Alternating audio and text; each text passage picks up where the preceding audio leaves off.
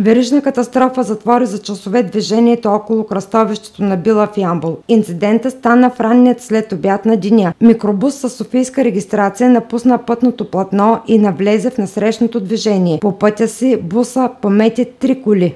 Какво се случи? И сега трябва да ми вземат проба за алкохол. Нямам представа. Пили ли сте? Сега ще видим, не.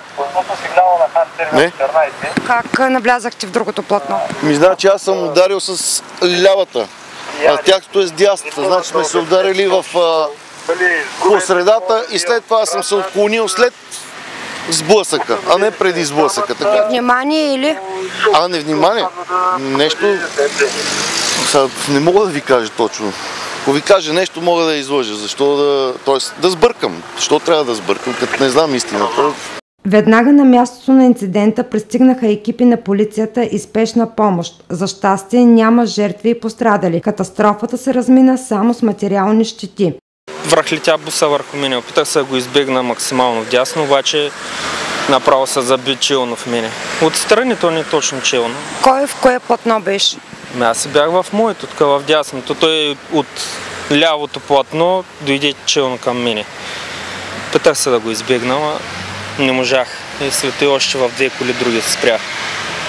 Пострадали има ли? Не, видимо за сега няма. Всички коли са с нанесени материални щети? Да. Трябва да бъдем по-отговорни на пътя. Разбира се, задължително трябва. Пак се отървахме леко само колите. Караше отсреща, влезе отсреща, аз спрях и той ма нацели. Как се го обяснявате това? Че и другира. Той 5 минути стои вътре в колата и не знае, че има катастрофа. Вика, какво стана? Вика, какво стана, ти ма нацели отсреща? Пробата за алкохол на водача на микробуса е отрицателна? Да, за мен е дрога има, не знам.